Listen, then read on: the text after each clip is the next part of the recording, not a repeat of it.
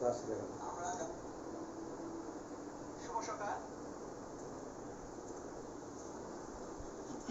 সুপ্রিয় শিক্ষার্থীবৃন্দ, কারিগরি ত্রুটির কারণে আমাদের ক্লাসে বিঘ্ন ঘটায় আমি আন্তরিকভাবে দুঃখ প্রকাশ করছি। আবার আমরা যুক্ত হয়েছি এই সান্ধ্যকালীন অধিবেশনে। যারা আমার সঙ্গে যুক্ত হয়েছ আমি প্রত্যেককেই স্বাগত জানাচ্ছি। সেই সঙ্গে শিক্ষার্থীবৃন্দ ছাড়াও অভিভাবকবৃন্দ এবং আমার সহকর্মীবৃন্দ, সম্মানিত বিভিন্ন শিক্ষা প্রতিষ্ঠানের শ্রদ্ধেয় শিক্ষক মণ্ডলী, যারাই আমার ক্লাসটি দেখবেন বা আমার ক্লাসের সঙ্গে যুক্ত হবেন, আমি সকলের প্রতি কৃতজ্ঞ। প্রিয় শিক্ষার্থীবৃন্দ, যেটি বলছিলাম যে আমি সনাতন ধর্মাবলম্বী। আমাদের বড় ধর্মীয় পর্ব শারদীয় দুর্গোৎসব, যেটি আর 3 দিন পর অর্থাৎ 22 অক্টোবর মহাষষ্ঠী উদযাপনের মধ্য দিয়ে উদযাপিত হতে যাচ্ছে। আমি প্রত্যেককেই আমার অনলাইন ক্লাস প্ল্যাটফর্ম থেকে শারদীয় শুভেচ্ছা জানাচ্ছি। সকলের বিঘ্ন, মহামারী এবং আমরা যে প্যান্ডামিক কোভিড-19 সিচুয়েশন অতিক্রম করছি, আমি আমাদের সে আরাধ্য দেবী মা দুর্গার কাছে প্রার্থনা করছি তিনি যেন দুর্গতি নাশ করেন, আমাদের এই করোনার মহামারী থেকে আমাদেরকে রক্ষা করেন, আমরা যেন করোনার এই মহামারী থেকে রক্ষা পেয়ে আবার স্বাভাবিক পরিস্থিতিতে শ্রেণীকক্ষে ফিরে যেতে পারি, সেই প্রার্থনা রাখছি। সকলের শুভ কামনা করছি। প্রিয় শিক্ষার্থীবৃন্দ, কথা আর না বাড়িয়ে বিগত যে ক্লাসগুলো আমি করেছি, উচ্চ মাধ্যমিক হিসাব বিজ্ঞান প্রথম পত্র, প্রথম অধ্যায় হিসাব বিজ্ঞান পরিচিতি, সেই অধ্যায়টি থেকে, যদিও এটি একটি বড় অধ্যায়, আমি পরপর 3টি ক্লাসে তোমাদের সঙ্গে যুক্ত হয়েছি।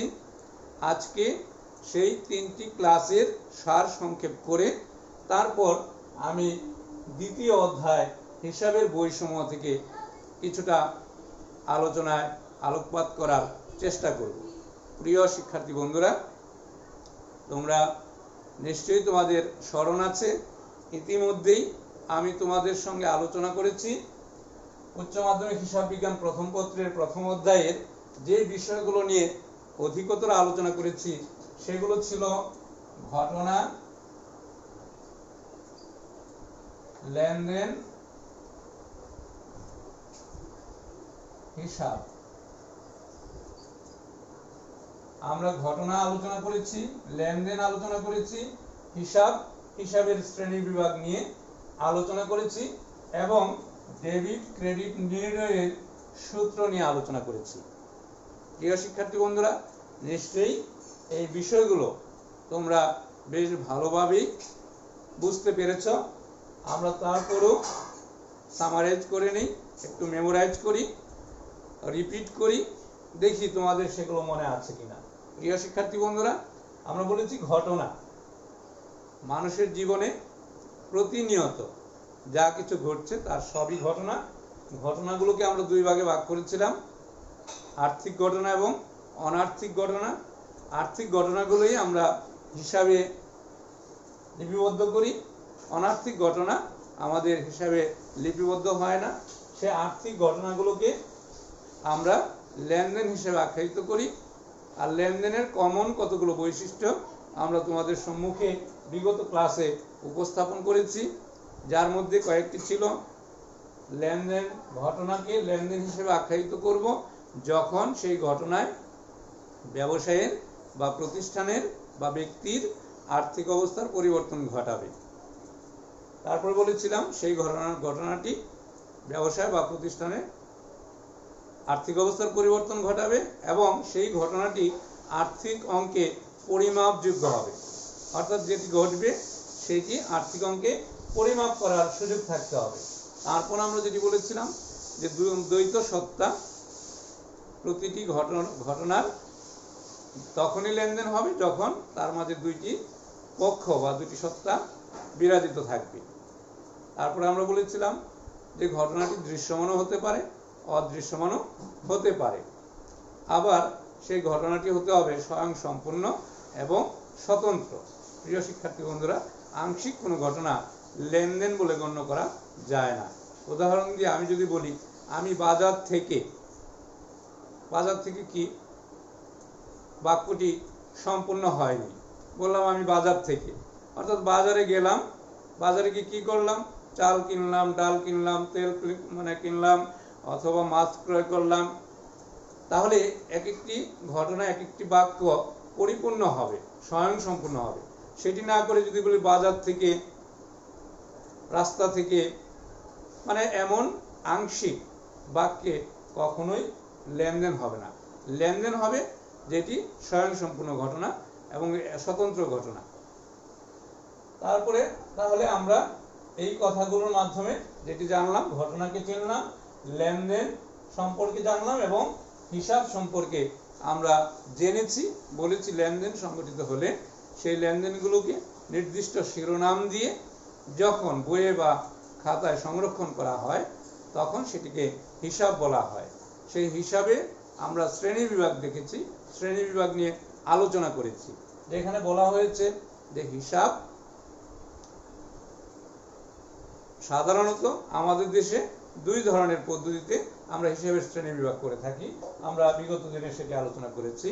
একটি হচ্ছে সনাতন দৃষ্টিকোণ বা সনাতন পদ্ধতি, আরেকটি হচ্ছে আধুনিক বা সমীকরণ পদ্ধতি।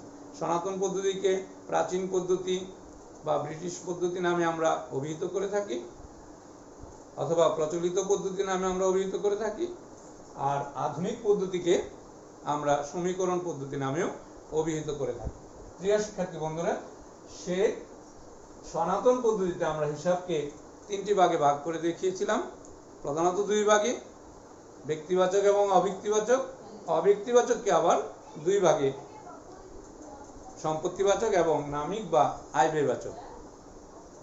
আর আধুনিক পদ্ধতিতে আমরা হিসাবকে 6 ভাগে ভাগ করে দেখিয়েছি, সম্পদ, দায়, মূলধন, আয়, ব্যয় এবং উত্তোলন।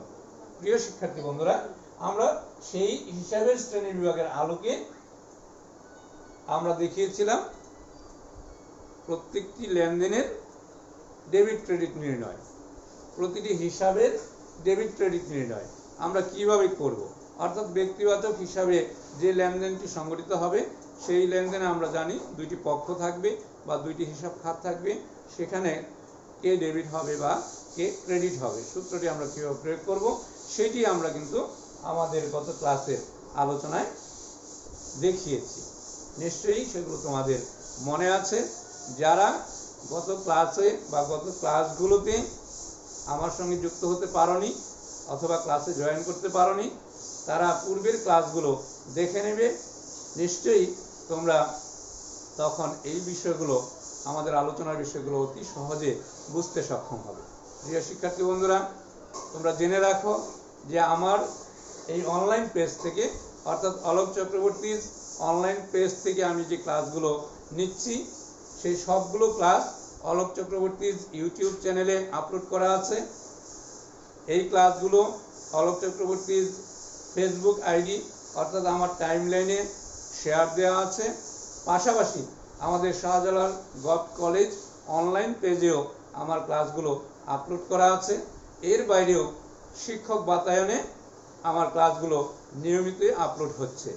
প্রিয় শিক্ষার্থী বন্ধুরা, তোমরা এর যে কোনো জায়গা থেকে, তাছাড়াও আমরা ক্লাসের পর অধিক সংখ্যক শিক্ষার্থী যারা আমাদের এই ক্লাসের সঙ্গে যুক্ত হতে পারে, তোমরা যেন আমাদের এই ক্লাসটি মিস না করো।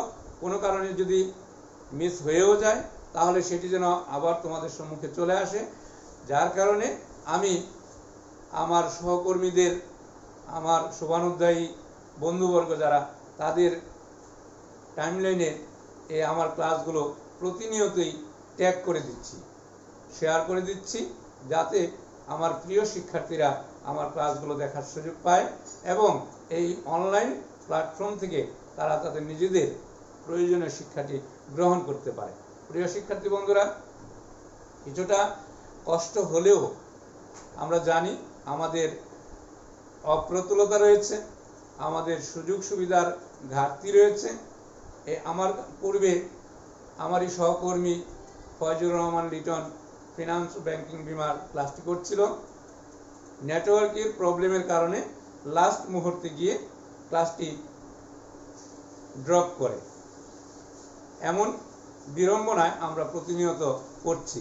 নেটওয়ার্ক প্রবলেম অথবা বিদ্যুতের প্রবলেম অথবা আমাদের সেই মোবাইলের যখন একাধিক ক্লাসে আমরা যুক্ত হই বা সময় যায়, গরম হয়ে যায়, অনেক সময় ক্লাস ড্রপ হয়ে যায়। এহেন সমস্যাগুলো কাটিয়েও আমরা চেষ্টা করছি যাতে আমাদের শিক্ষার্থীরা আমাদের কাছ থেকে শিক্ষা গ্রহণ করার সুযোগ পায়। প্রিয় শিক্ষার্থী বন্ধুরা, তোমরা এই সমস্ত অসুবিধাগুলো ওভারকাম করেই তোমরা নিজেদের পাঠগুলো গ্রহণ করে নেবে, এটি তোমাদের প্রতি আমার স্বনির্বন্ধ আহ্বান। প্রিয় শিক্ষার্থী বন্ধুরা, তাহলে আমরা এই আলোচনাগুলো থেকে নিশ্চয়ই ইতিমধ্যে বুঝে গেছি ঘটনা, লেনদেন এবং হিসাবের শ্রেণীবিভাগ এবং ডেবিট ক্রেডিট নির্ণয়ের সূত্র। আজকে আমি দেখাবো হিসাবের বইয়ে আমরা এই সূত্র কিভাবে প্রয়োগ করব। প্রিয় শিক্ষার্থী বন্ধুরা, ধারাবাহিকভাবে যদি আমরা বলি, আমাদের অ্যাকাউন্টিং যে বিষয়টি সেটি হচ্ছে এমন, এটি একটি চেইন অফ কমান্ডের মতো, অর্থাৎ শিকলের মতো। একটি আংটার সঙ্গে আরেকটি আংটা যেমন যুক্ত থাকে একটি শিকলে, নিশ্চয়ই তোমরা শিকল দেখেছো। সেই শিকলে একটি আংটার সঙ্গে আরেকটি আংটা একেবারে ওতপ্রোতভাবে জড়িত থাকে। আমরা যদি শিকলের এক জায়গা থেকে একটি আংটা খুলে দিই তখন কিন্তু একটির সঙ্গে আরেকটি আলাদা হয়ে যাবে। ঠিক আমাদের হিসাব বিজ্ঞানের প্রতিটি অধ্যায় হচ্ছে সেই চেনের মতো, শিকলের মতো, অর্থাৎ একটির সঙ্গে আরেকটি ওতপ্রোতভাবে জড়িত। আমরা যদি ধারাবাহিকভাবে চেনের মতো, চেন অফ কমান্ড মেনে আমরা যদি আমাদের ক্লাসগুলো পর্যায়ক্রমে করতে থাকি, তোমরা যদি মনোযোগ সহকারে সেগুলো শোনো, তাহলে অবশ্যই তোমরা এই ক্লাসগুলো বুঝতে সক্ষম হবে। এবং এই হিসাব বিজ্ঞান বিষয়টি কঠিন কোনো বিষয় নয়, এটি সহজ একটি বিষয়। যখন আমরা দেখেছি আমাদের সময়ে, আজ থেকে 30 বছর আগের কথা যদি বলি, সেই সময়ে আমরা দেখেছি যখন বিভিন্ন বিষয়ে, অর্থাৎ আমরা বাংলা বলি, ইংরেজি বলি, সাহিত্যের বিষয়গুলো বলি, ইতিহাস বলি, যে সমস্ত বিষয়ে মার্কস অর্জন করতে হলে যে 100 নম্বরের পরীক্ষাতে অংশগ্রহণ করে 50 পাওয়াটাই ছিল অত্যন্ত কঠিন। আমরা সেই আমলেও এই হিসাব বিজ্ঞানে 99, 100 এমন মার্কস অর্জন করার সুযোগ ছিল। প্রিয় শিক্ষার্থী বন্ধুরা, আমি আমার এসএসসি পরীক্ষাতেও 95 অর্জন করার কৃতিত্ব অর্জন করেছিলাম এই হিসাব বিজ্ঞান বিষয়টিতে, যে আজ থেকে 27-28 বছর পূর্বের কথা। প্রিয় শিক্ষার্থী বন্ধুরা, আর এখন তো সকল বিষয়ে, অর্থাৎ বাংলা, ইংরেজি, ইতিহাস, সমাজবিজ্ঞান, রাষ্ট্রবিজ্ঞান, যাই কিছু বলি না কেন, সমস্ত সাবজেক্টে পূর্ণ মার্কস অর্জন করা সম্ভব। কারণ এখন একজ্যাক্ট উত্তর দিলে ফুল মার্কস ক্যারি করাটা কঠিন নয়। এবং আমাদের শ্রদ্ধেয় শিক্ষক মণ্ডলী, আমরা যারা বিভিন্ন পরীক্ষার খাতা মূল্যায়ন করি, আমরা তাদের যদি উত্তরটি সঠিক হয় তাহলে পূর্ণ মার্কস দিতে কার্পণ্য করি না। কাজে সেই ক্ষেত্রে যেহেতু এখন সকল বিষয়ে অতি সহজে নাম্বার অর্জন করা যায়, হিসাব বিজ্ঞানে তো আরো সহজ। তাই বলছি, আমরা আমাদের ধারাবাহিক আলোচনাটি যদি আমরা মনোযোগ সহকারে শুনি, চর্চা করি, তাহলে হিসাব বিজ্ঞানে ফুল মার্কস অর্জন করাটা আমাদের জন্য অতি সহজ। প্রিয় শিক্ষার্থী বন্ধুরা, আমরা আজকে আমাদের টাইটেলে লিখেছি উচ্চ মাধ্যমিক হিসাব বিজ্ঞান প্রথম পত্র, দ্বিতীয় অধ্যায় হিসাবের বইসমূহ। আমরা ঘটনার লেনদেন, হিসাবের ডেবিট ক্রেডিট নির্ণয়ের সূত্র, হিসাবের শ্রেণীবিভাগ, তারপরেই আমাদের সম্মুখে যেটি আসে যদি চিন্তা করি সেটি হচ্ছে হিসাবের বই, জাবেদা, হিসাবের প্রাথমিক বই জাবেদা। প্রিয় শিক্ষার্থী বন্ধুরা, আমরা জাবেদার সংজ্ঞায় যদি বলা হয়েছে লেনদেন সংগঠিত হওয়ার পর সেই লেনদেনগুলোকে তারিখের অনুযায়ী ধারাবাহিকভাবে সংক্ষিপ্ত ব্যাখ্যা সহ যে বইতে প্রাথমিকভাবে করা হয় সেই বইটিকে বলা হয় জাবেদা বই। ঠিক আছে শিক্ষার্থী বন্ধুরা, তাহলে এটি হচ্ছে জাবেদা বই। আমরা জাবেদা এইটি বলছি এই কারণে, কারণ হিসাবের ডেবিট ক্রেডিট মাধ্যমে যখনই আমরা সূত্র প্রয়োগ করতে জানবো তখনই আমরা জাবেদা প্রস্তুত করতে পারবো। প্রিয় শিক্ষার্থী বন্ধুরা, তাহলে আমরা দেখি জাবেদা বই সংজ্ঞায় বলেছি লেনদেন সংগঠিত হওয়ার সাথে সাথে তারিখের ক্রম অনুযায়ী ধারাবাহিকভাবে সংক্ষিপ্ত ব্যাখ্যা সহ যে বইতে আমরা লিপিবদ্ধ করব প্রাথমিকভাবে সেটি হচ্ছে জাবেদা বই। অর্থাৎ জাবেদাকে হিসাবের প্রাথমিক বই, খসড়া বই নামে, দৈনন্দিন বই ইত্যাদি নামে অভিহিত করা হয়ে থাকে। আমরা একটি নির্দিষ্ট ছকে জাবেদাটি প্রস্তুত করে থাকি। প্রিয় শিক্ষার্থী বন্ধুরা, আমরা যদি সেই ছকটি তোমাদের সামনে উপস্থাপন করি তাহলে আমরা দেখতে পাই জাবেদার ছকটি হচ্ছে এমন। প্রথমেই তারপর হচ্ছে বিবরণ,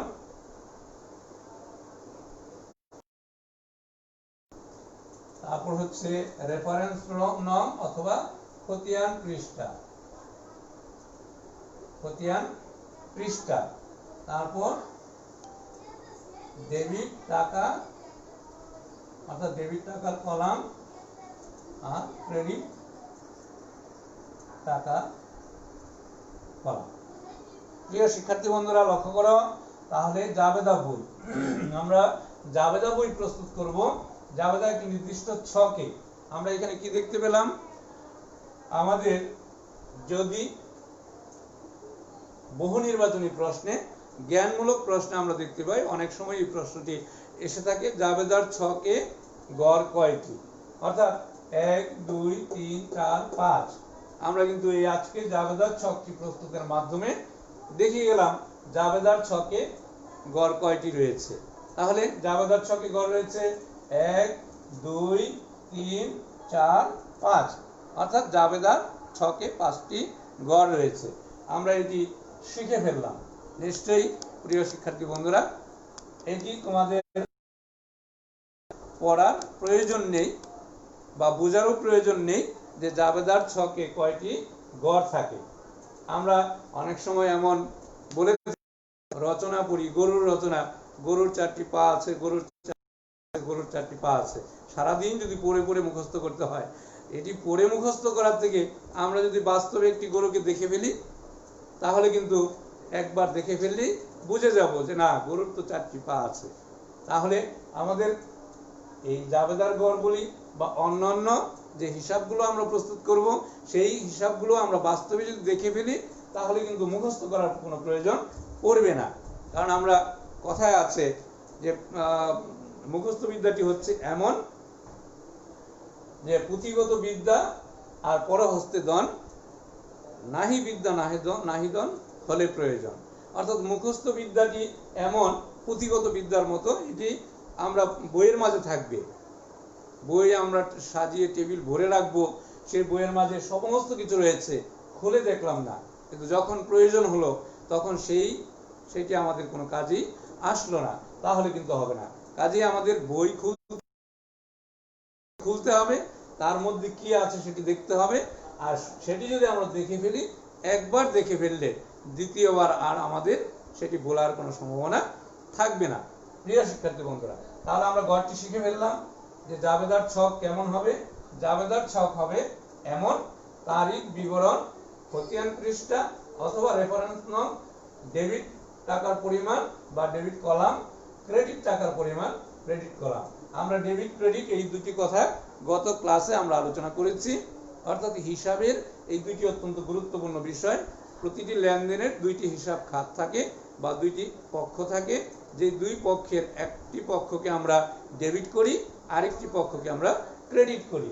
তাহলে প্রয়োজন আমরা তৈরি করব, তখনও কিন্তু ডেবিট এবং ক্রেডিট নির্ণয় করতে হবে। সেই ডেবিট ক্রেডিট নির্ণয়ের ক্ষেত্রে আমরা কিভাবে ডেবিট ক্রেডিট নির্ণয় করব লেনদেনের, সেইটি কিন্তু আমরা গতদিনে আলোচনায় দেখিয়েছি। প্রিয় শিক্ষার্থী বন্ধুরা, আমরা যদি একটি উদাহরণ দিয়ে তোমাদেরকে বোঝানোর চেষ্টা করি।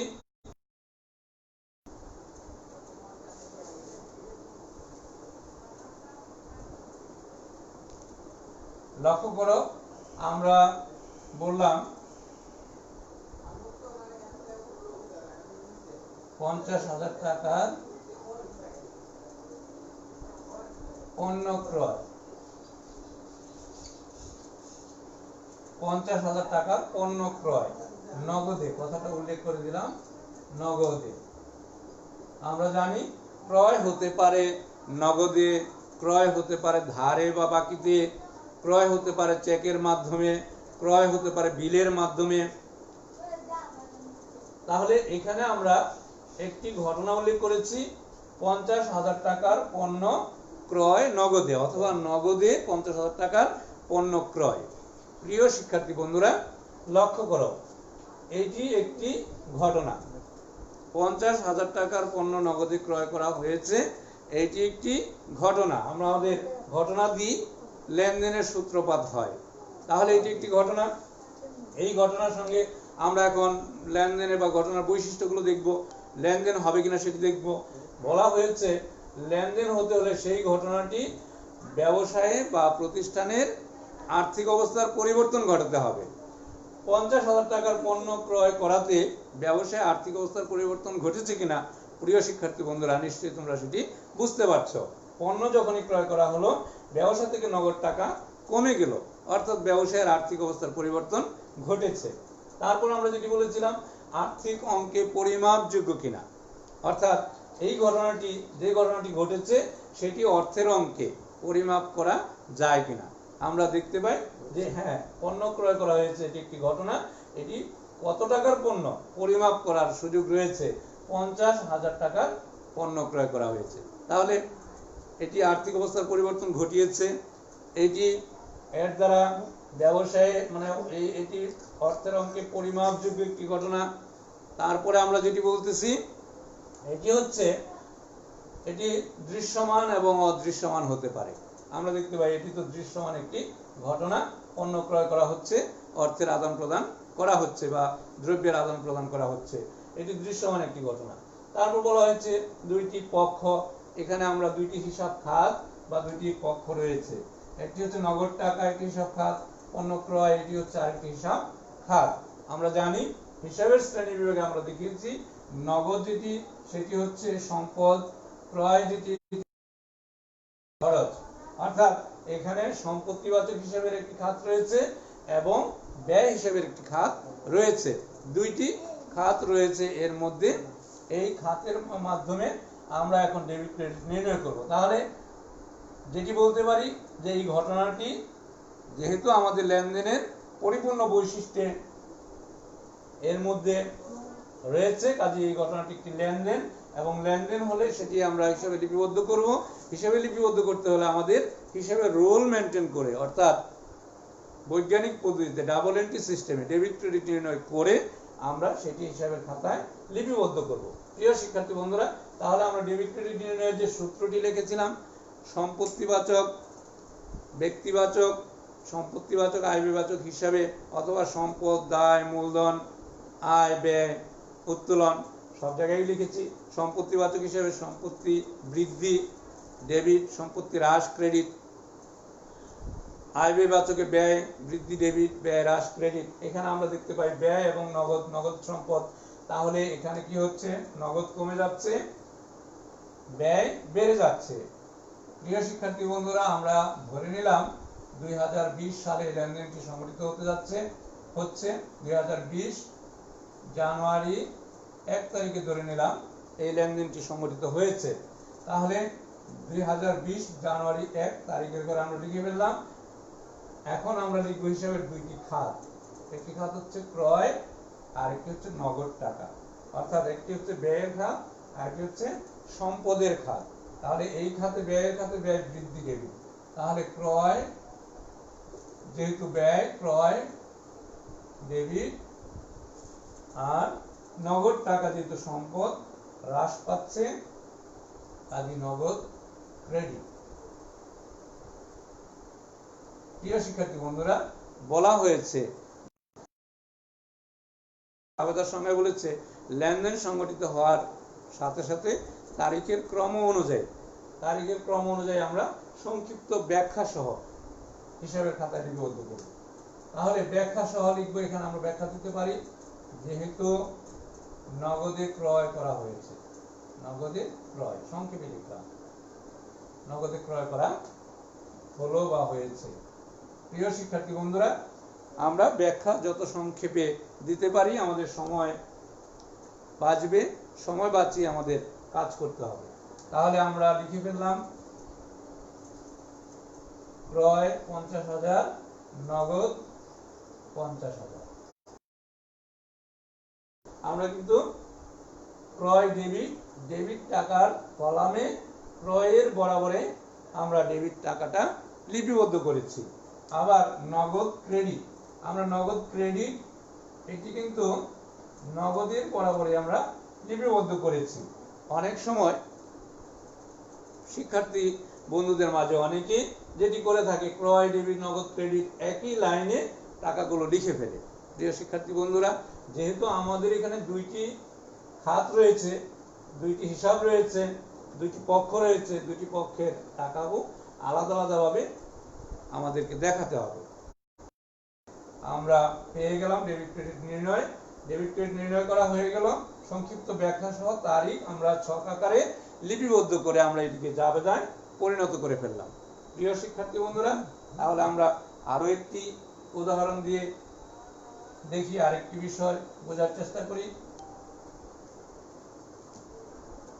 যারা আমার সঙ্গে যুক্ত আছো, আবারও বলছি তোমরা আমার এই ক্লাসটি শেয়ার করবে, কমেন্ট করবে এবং তোমরা তোমাদের মতামত দিয়ে কমেন্টের মাধ্যমেই আমাদের সঙ্গে যুক্ত থাকবে।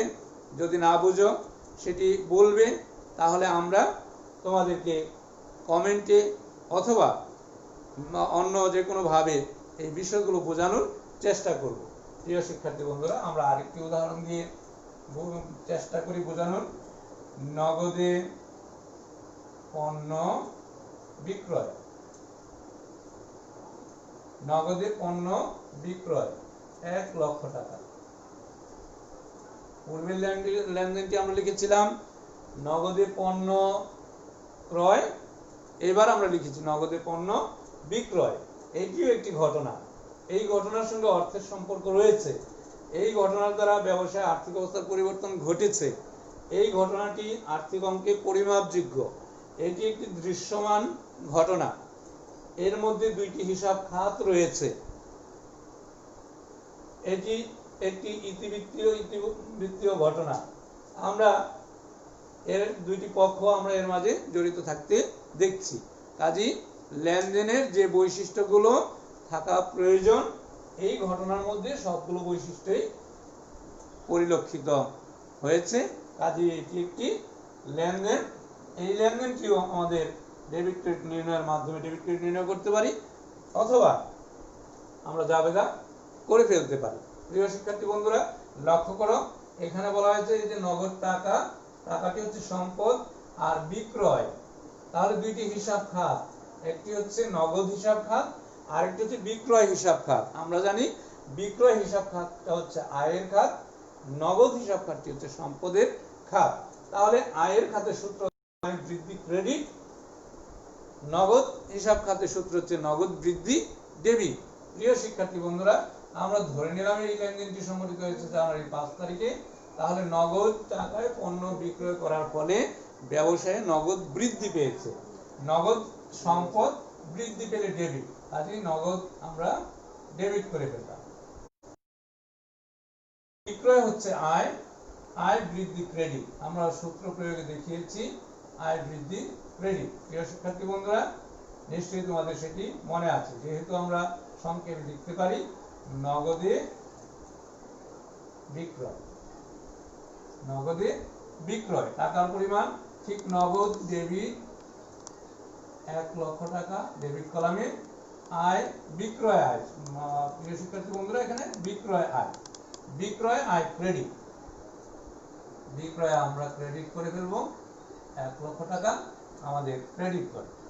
প্রিয় শিক্ষার্থী বন্ধুরা লক্ষ্য করো, তাহলে আমরা একটি আয়ের হিসাব খাত দেখে নিলাম, একটি ব্যয়ের হিসাব খাত দেখে নিলাম। আয় এবং ব্যয়ের কিভাবে আমরা ডেবিট ক্রেডিট নির্ণয় করে জাবেদা প্রস্তুত করব সেটি আমরা দেখে নিলাম। এমন হাজারো লেনদেন সংগঠিত হবে, আয়, ব্যয়, সম্পদ, দায়, মূলধন উত্তোলন ইত্যাদি। আমরা যদি সূত্রটি ভালোভাবে লক্ষ্য রাখতে পারি, স্মরণে রাখতে পারি, তাহলে অবশ্যই আমরা আমাদের এই হিসাবে প্রয়োগ করে জাবেদা করতে পারবো।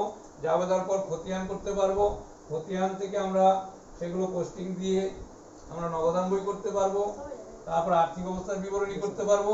মানে আমাদের পরবর্তী করণীয় যে কাজগুলো আছে আমরা কিন্তু সবই করতে সক্ষম হব। প্রিয় শিক্ষার্থী বন্ধুরা, আমরা আরো একটি উদাহরণ দিয়ে বোঝানোর চেষ্টা করি।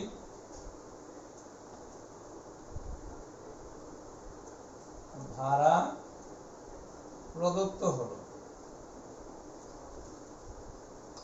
5,000 টাকা। ভাড়া প্রদত্ত হলো 5,000 টাকা, অর্থাৎ বাড়ি ভাড়া হতে পারে, অথবা কারখানার ভাড়া হতে পারে, অথবা ব্যবসা প্রতিষ্ঠানটি যদি ভাড়ায় পরিচালিত হয় তাহলে সেই প্রতিষ্ঠানের ভাড়াও হতে পারে। প্রিয় শিক্ষার্থী বন্ধুরা লক্ষ্য করো, এখানে আমরা এটিও একটি ঘটনা, এই ঘটনার মধ্যে আমাদের যে বৈশিষ্ট্যগুলো থাকলে লেনদেন হবে আমরা সেই বৈশিষ্ট্যগুলো দেখতে পাচ্ছি। এখানে ভাড়া হচ্ছে একটি হিসাব খাত, আর নগদ যেটি এটি হচ্ছে আরেকটি হিসাব খাত। অর্থাৎ ভাড়াটি হচ্ছে যেহেতু প্রদত্ত হলো ভাড়া প্রাপ্তও হতে পারে, যেহেতু প্রদত্ত হলো কাজে এটি ব্যবসায়ের খরচ, ব্যয়, তাহলে ব্যয়ের হিসাব খাত। পাশাপাশি নগদ, ব্যয় হলে নগদ হ্রাস পাবে, খরচ হলে নগদ হ্রাস পাবে। তাহলে আমাদের এই লেনদেনের ফলে ব্যবসায় নগদ অর্থ হ্রাস পাচ্ছে, পাশাপাশি খরচ বৃদ্ধি পাচ্ছে, ব্যয় বৃদ্ধি পাচ্ছে। ব্যয়ের সূত্রে বলা হয়েছে ব্যয় বৃদ্ধি ডেবিট, অর্থাৎ ভাড়া খরচ আমরা দেখতে পাই ডেবিট। আমরা যেটি ছক দেখিয়েছি সেই ছক আকারে লিখবো, তোমরা দেখে নাও।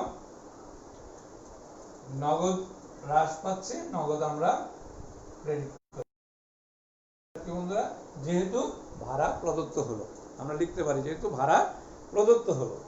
একইভাবে আমরা যদি এই কথাটা ঠিক এমন ভাবে বলা থাকে যে 5,000 টাকা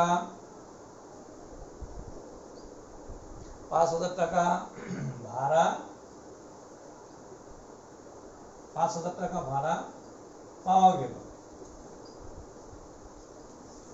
অর্থাৎ 5,000 টাকার ভাড়া প্রদত্ত না হয়ে যদি বলে ভাড়া প্রাপ্ত হলো, পাওয়া গেল, সেই ক্ষেত্রে আমরা কিন্তু দেখাতে পারি এখানে কি হবে, এটি তখন ভাড়াটা কিন্তু তখন হয়ে যাবে আয়, অর্থাৎ আয়ের হিসাব খাত।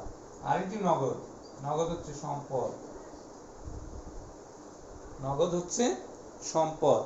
তাহলে আমরা এখানে দেখতে পাই আয়ের ক্ষেত্রে বলা হয়েছে আয় বৃদ্ধি ক্রেডিট, সম্পদের ক্ষেত্রে বলা হয়েছে সম্পদ বৃদ্ধি ডেবিট। তাহলে প্রিয় শিক্ষার্থী বন্ধুরা আমরা লিখে ফেলতে পারি নগদ বৃদ্ধি পাচ্ছে আমাদের, আমরা লিখতে পারি নগদ ডেবিট। ভাড়া যেহেতু আয় কাজে ভাড়া আয় আমরা ক্রেডিট করে দিতে পারি, যেহেতু ভাড়া বাবদ নগদ পাওয়া গেল বা নগদ প্রাপ্ত হলো। আমরা লিখে ফেলতে টাকার পরিমাণ লিখে ফেলবো, ডেবিট ক্রেডিট নির্ণয় করে আমরা লিখে ফেলতে পারি টাকার পরিমাণ। প্রিয় শিক্ষার্থী বন্ধুরা এমনি ভাবে আমরা কিন্তু যত ধরনের লেনদেনগুলো আছে বইয়ে অনেক এক্সাম্পল দেওয়া আছে, উদাহরণ দেওয়া আছে। তোমরা যদি মানে বইটি কিনে নাও, বই কিনে বই দেখো, বই মেলো, বইয়ের পৃষ্ঠায় পৃষ্ঠায় কি আছে সেটি যদি তোমরা মনোযোগের সহিত লক্ষ্য করো তাহলে এই বিষয়গুলো তোমরা অতি সহজে বুঝতে সক্ষম হবে। প্রিয় শিক্ষার্থী বন্ধুরা, তাহলে আজকে আমরা এই পর্যন্তই আমাদের আলোচনায় সমাপ্তি টানবো। আমরা আলোচনা করেছি ঘটনা, লেনদেন, হিসাবের শ্রেণী বিভাগ, ডেবিট ক্রেডিট নির্ণয়ের সূত্র এবং জাবেদা বই।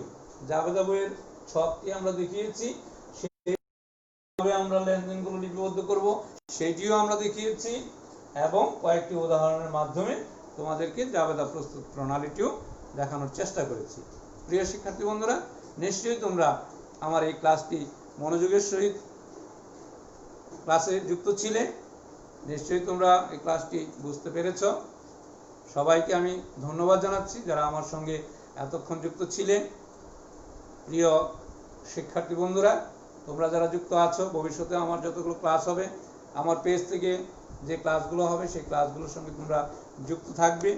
তোমাদের সহপাঠী যারা আছে, যে যে অবস্থান থেকে, যেখান থেকেই হোক, সেটি আমার প্রতিষ্ঠানের শিক্ষার্থী হতে পারো অথবা অন্য যে কোনো প্রতিষ্ঠানের শিক্ষার্থী হতে পারো।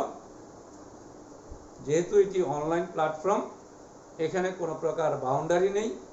এই প্ল্যাটফর্মে প্রবেশ করার জন্য কারোই কোনো বাধ্যবাধকতা নেই। সবাই অনায়াসে এই প্ল্যাটফর্মে যুক্ত হতে পারো, এই অনলাইন ক্লাসে অংশগ্রহণ করতে পারো এবং এখান থেকে নিজেদের পাঠ গ্রহণ করে তোমরা নিজেদের জ্ঞানের ভান্ডারকে সমৃদ্ধ করতে পারো। প্রিয় শিক্ষার্থী বন্ধুরা, আশা করি আমরা যে প্রচেষ্টা চালিয়ে যাচ্ছি, সারা বাংলাদেশে শিক্ষক সমাজ এখন অনলাইনে প্রতিনিয়ত ক্লাস করে যাচ্ছে। আমরা দেখতে পাই যে আমাদের শ্রদ্ধেয় শিক্ষক মণ্ডলী, আমাদের সহকর্মীবৃন্দ, বিভিন্ন প্রতিষ্ঠানের আমাদের শিক্ষকগণ যারা আছেন, প্রত্যেকেই সর্বোচ্চ প্রচেষ্টা চালিয়ে শিক্ষার্থীদের শিক্ষাদানের চেষ্টা করে যাচ্ছেন। আমরাও করে যাচ্ছি। কাজেই এই প্রচেষ্টাটি তখনই সফল হবে যখন আমাদের এই প্রচেষ্টা কাজে লাগিয়ে তোমরা তোমাদের জ্ঞানের ভান্ডারকে সমৃদ্ধ করবে। তোমরা যখন তোমাদের পাঠ সমাপ্ত করবে, তখন আমাদের এই প্রচেষ্টা সার্থক হবে, আমাদের কষ্ট সার্থক হবে এবং আমরা এই যে অনলাইনের মাধ্যমে তোমাদের সঙ্গে যুক্ত হয়ে এই চেষ্টা করছি। এখন নির্দিষ্ট কোনো সময়ের কথা বলছি, নির্দিষ্ট কোনো সময় নেই। আজকে এই যে রাত্রে 9টার সময়, কখনো বা রাত্রে 10টা 11টার সময়, আবার সন্ধ্যার সময়, বিকেলে, শুক্রবারে, আমরা কিন্তু যে কোনো দিন, যে কোনো সময়, যে কোনো মুহূর্তে অনলাইনে তোমাদের সঙ্গে যুক্ত হওয়ার চেষ্টা করছি, যুক্ত হচ্ছি। কারণ এটি বলাই হয়েছে যে এটি অবারিত একটি সুযোগ। অনলাইন প্ল্যাটফর্ম এটি কিন্তু অবারিত সুযোগ, জ্ঞানের বিশাল এটি মহাসমুদ্র। এখান থেকে তোমরা সর্ব ধরনের জ্ঞান অর্জনের সুযোগ রয়েছে। আমি নিজেও এই অনলাইন প্ল্যাটফর্ম থেকে আমার সাবজেক্টের বাইরে অন্যান্য সাবজেক্ট, অর্থাৎ সে আর্টস ফ্যাকাল্টির বিষয়গুলোর সম্পর্কে আমি ধারণা পাচ্ছি, সায়েন্স ফ্যাকাল্টির বিষয়গুলোর সম্পর্কে আমি ধারণা পাচ্ছি, পৃথিবী সম্পর্কে আমি জানতে পাচ্ছি এই অনলাইন প্ল্যাটফর্মে আমাদের শ্রদ্ধেয় শিক্ষক মণ্ডলী যে ক্লাসগুলো নিচ্ছেন সেই ক্লাসগুলোতে যুক্ত হয়ে। আজ তোমরাও তোমাদের জ্ঞানের এই সুযোগ, আমাদের একমুখী জ্ঞান নয়, বহুমুখী জ্ঞানে জ্ঞানী হবে, এই প্রত্যাশা রেখে আমি অলোক চক্রবর্তী, বিভাগীয় প্রধান